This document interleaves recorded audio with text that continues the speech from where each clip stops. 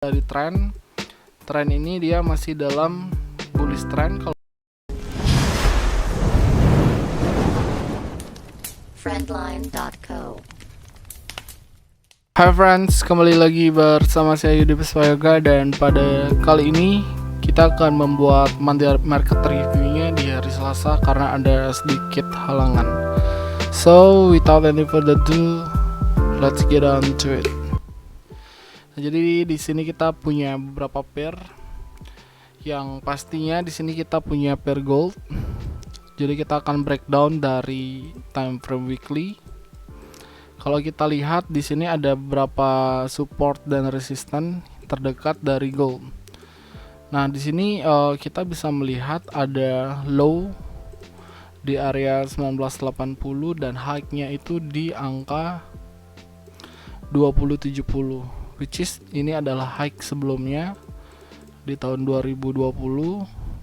Di tahun 2022 ini kembali dihit karena adanya isu dari Perang Dunia 3. Nah, kalau kita lihat dari low dan high-nya itu range-nya sekitar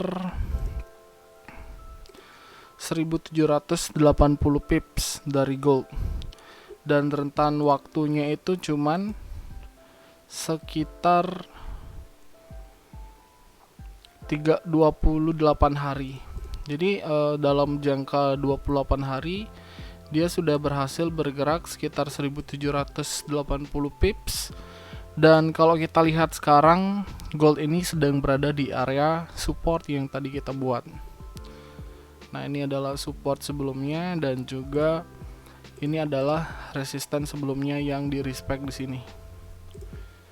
Jadi di sini dia respect sama high sebelumnya di respect, lalu dia lanjut turun sampai dia membuat low di 1980.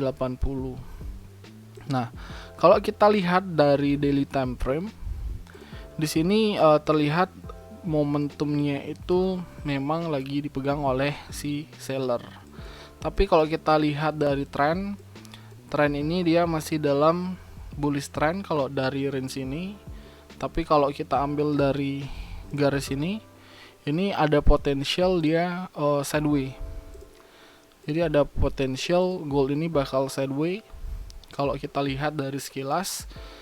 Cuman tren untuk sementara ini masih belum reversal, masih bullish trend.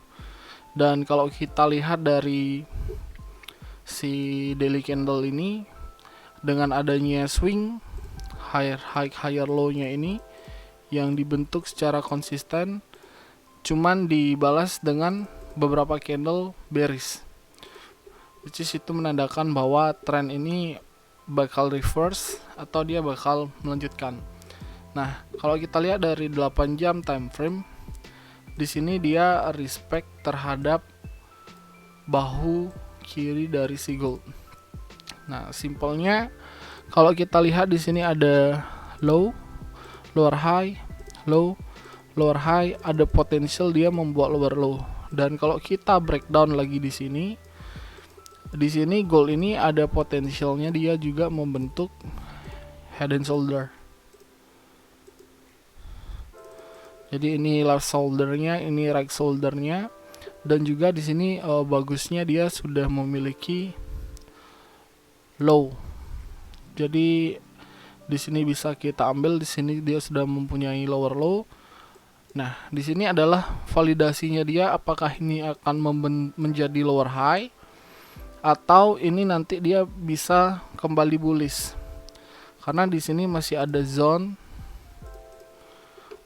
dari golden ratio Fibonacci dan juga zona supply di area ini. Jadi kalau kita ambil dari Fibo ini 618-nya dia masuk di area supply ini.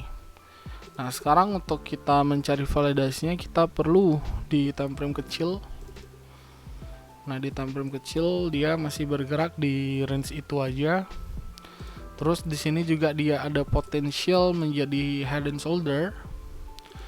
Jadi di 4 jam ada head and shoulder, di 1 jam juga ada potensi dia membentuk head and shoulder. Berarti kalau ini valid di 1 jam, dia bakal mencoba ke area supportnya ini lagi. Kalau ini valid, head and shoulder dari gold di time frame 1 jam. Jadi ini left shoulder, head, right shoulder. Ini kalau valid, break, retest, dan continuationnya itu di range 1890, sorry. Nah, ini untuk si gold. Dan untuk sementara waktu, dari yang saya lihat di sini belum ada potensial kita untuk entry, karena di sini dia baru aja break dari channel. Oke, dia break di time frame 15 menit, ada channel, dia break, lalu di sini dia ketahan di area ini, di area potential head and shoulder. Nah, untuk mencari validasinya cukup simple.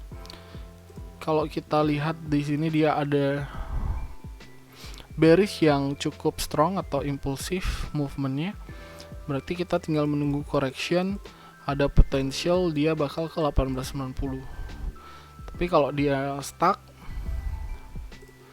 kalau umpama dia stuck di sini, dia turun pelan-pelan stuck dan tiba-tiba ada candle bullish yang impulsif, berarti ini ada potensial dia bullish. Oke, ini untuk gold atau XAUUSD. Next, saya sudah pantau di CAD-JPY. Oke, CAD-JPY di sini kita punya beberapa zone. Nah, let's say di sini kita buatin zone.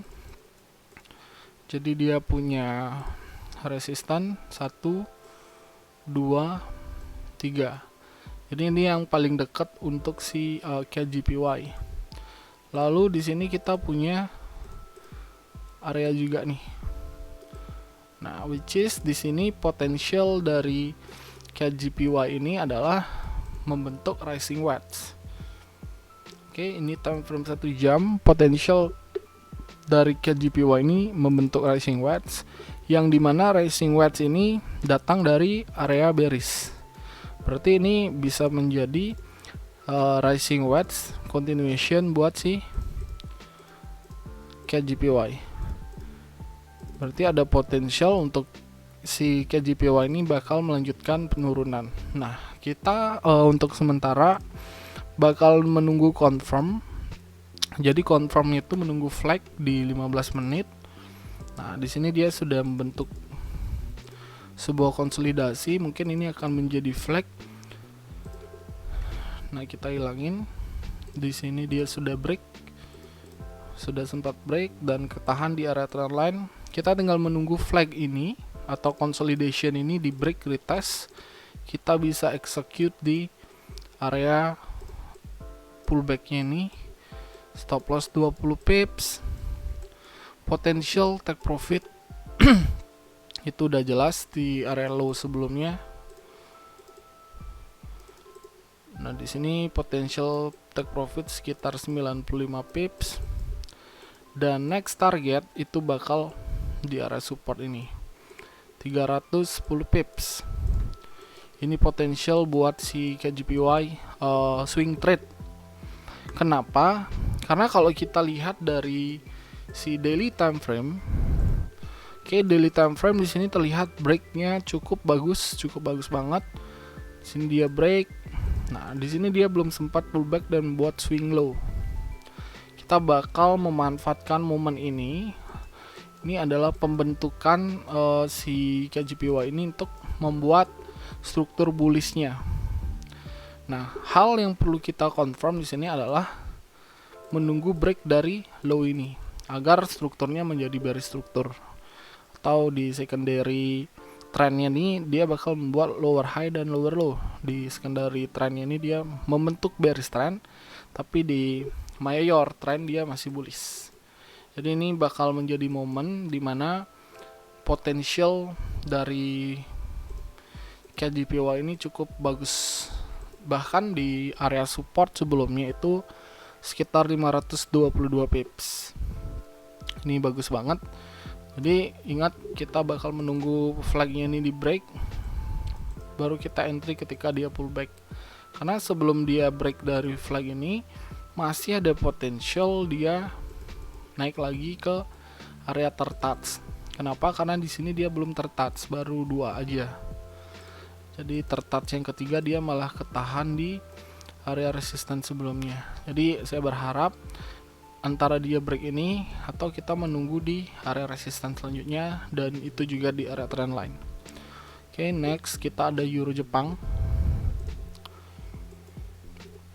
Euro Jepang itu sama. Nah, kalau kita lihat dari Euro Jepang ini support sebelumnya ini lebih dekat daripada Kanada Jepang tadi. Jadi dia sudah mendekati area supportnya kurang lebih sekitar 166 pips, dan di sini kita coba pasang Fibo. Nah, di sini area 382 berada di area support sebelumnya, dan golden rasionya itu berada di, mungkin di sini adalah area demand sebelumnya yang dibuat oleh si Euro JPY. Oke. Nah, di sini ada demand. Jadi kita bakal fokus sama dua area ini. Kita mark di harga-harga ini, potensialnya si Euro Jepang ini dia bakal bearish ya, melihat dengan di time frame 8 jam dia sudah berhasil break dari low sebelumnya, dan di time frame 1 jam. Nah, di sini di Euro Jepang harus kita sudah entry tadi ketika dia break retest di time frame kecil di flagnya ini. Oke. Sini sudah ada flag pertama, tinggal nunggu flag kedua. Mungkin dia bakal consolidation di area support ini, membuat flag yang lebih besar, baru kita bisa entry ketika dia break retest, dan kita bisa ikuti flow dari si Euro Jepang ini. Oke, kalau kita lihat dari 15 menit ya, di sini dia sudah membuat flag, sudah cukup clear ada flag di sini. Harusnya kita bisa memanfaatkan ini tadi, tapi saya lagi ada sedikit kegiatan tadi. Oke, nggak apa-apa. Dia sudah running sekitar 46 pips dari flag pertama, dan oke, jadi dari struktur di sini sudah ada lower high. Sini buat lower low, lower high lagi, lower low, sini lower low, di sini lower high-nya dia. Dan buat flag tinggal menunggu. Sekarang kalau teman-teman mau agresif bisa menunggu break dari area flag ini, cari pullbacknya, execute, dan ini bakal menjadi momen yang cukup high probability. Jadi mungkin cukup stop loss sekitar 20 pips, potential take profit bisa sampai 121 pips. Oke, ini untuk Euro Jepang dan GBP JPY. Nah, GBP JPY kemarin kita agak sedikit kena prank ya di sini, sekitar 20 pips. Nah, jadi kita bakal explain lagi kenapa kita kemarin scalpingnya itu sell. Karena kemarin kita execute-nya di area ini. Oke. Kita execute di area ini. Oke, kita execute di area ini. Yang pertama kita kena cut, kena stop loss, karena dia saya pikir ini adalah flag yang dibentuk oleh si GBP JPY. That's why kita agresif dengan stop loss cuman 10 pips. Kita entry di area ini, stop loss 10 pips, dan di hit. Kenapa saya tertarik dengan entry dari GBP JPY ini kemarin? Simpelnya di sini dia memberikan kita risk reward 1/6. Risk reward 1/6 dan bahkan lebih. Dan kalau dia memang drop kemarin sampai di area ini, berarti risk reward kita 1/16. Oke. Ini yang pertama, poin pertama. Lalu di sini juga kita ada entry yang kedua di 950 dengan stop loss di 161.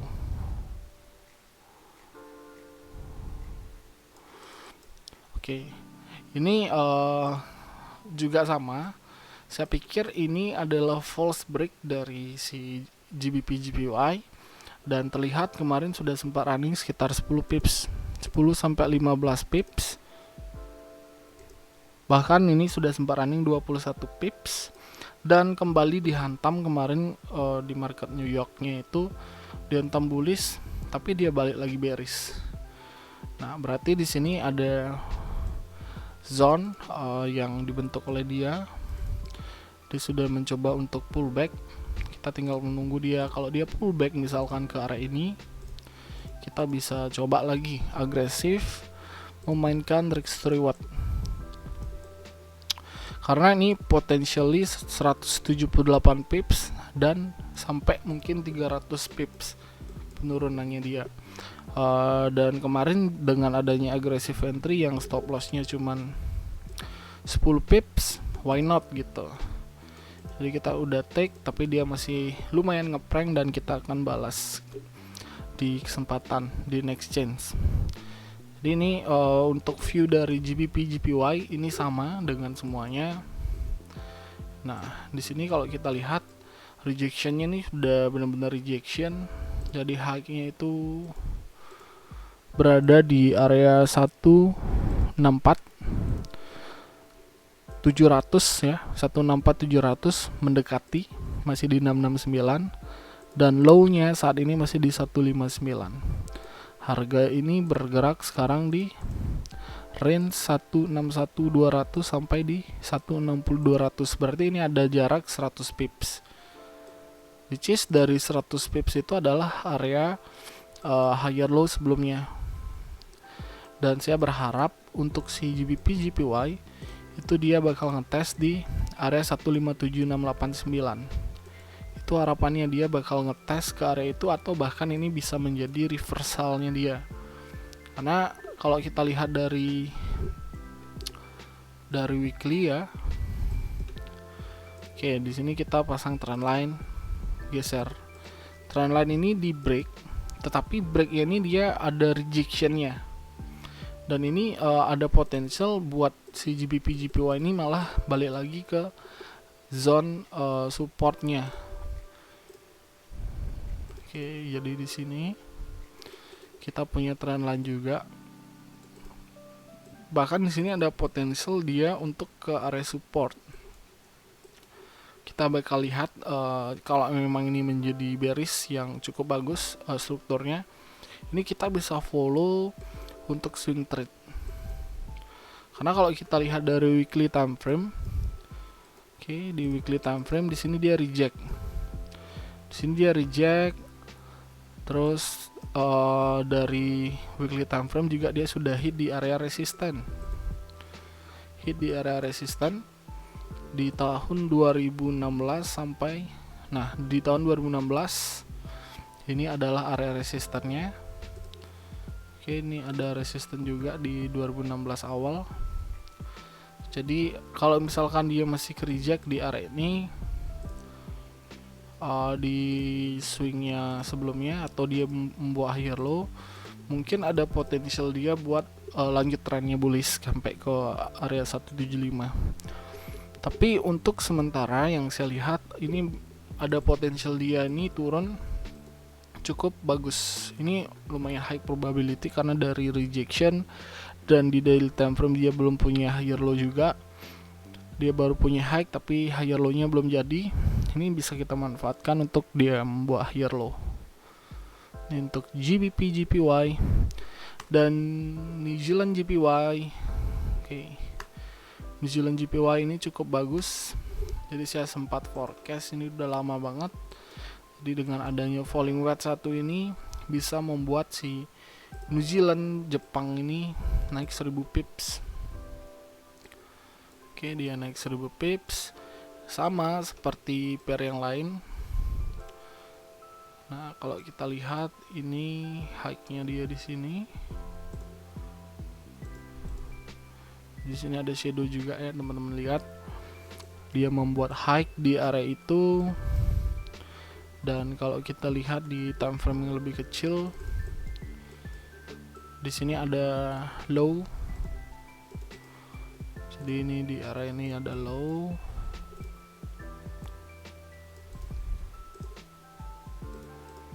Di area 84 ada low, Dan kalau dikecilin lagi di 1 jam, nah di sini memang strukturnya masih bullish ya. Kalau kita lihat struktur masih cukup bullish. Cuman di sini dari area ini dia sudah membuat lower high. Sama seperti pair-pair yang lain. Di 15 menit dia sudah membuat lower high, lalu break, dan sekarang dia membuat consolidation lagi. Nah, sekarang kita bakal menunggu respon dari si New Zealand JPY. Kalau memang dia consolidation sampai di area ini, berarti ada potential dia buat turun. Nah, as long as area resistance ini nggak di break, berarti ini bakal menjadi titik reverse dari semua pair itu. Tapi kalau ini high-nya di break, berarti kita masih butuh menunggu lagi buat pair JPY. Oke, kita mark trend line ada di area ini. Oke, di sini masih ada zone resistance dan supply. Di sini kita bisa ambil. Ini kalau misalkan high-nya ini di break, berarti next target dia masih bakal menuju ke area resistance. Oke, dan kalau misalkan dia sudah berada di area resistance, kita tinggal nunggu impulse, ada flag agresif gitu. Kita bakal menunggu momen-momen yang seperti ini. Jadi kalau teman-teman mau nge-short karena counter the trend, usahakan dapat harga tinggi dan stop loss gitu. Stop loss itu harus, karena kalau misalkan dia terlalu jauh juga, biar kita nggak terlalu banyak risknya. Oke, mungkin itu aja dari saya di Monday Market Review kali ini. Mudah-mudahan Jepang ini benar-benar reverse dari trennya ini, karena kita sudah menunggu cukup lama banget. Nanti dia bakal reversal. So jangan lupa follow Instagram Frontline Co dan di subscribe YouTube channel ini, dan thank you for watching.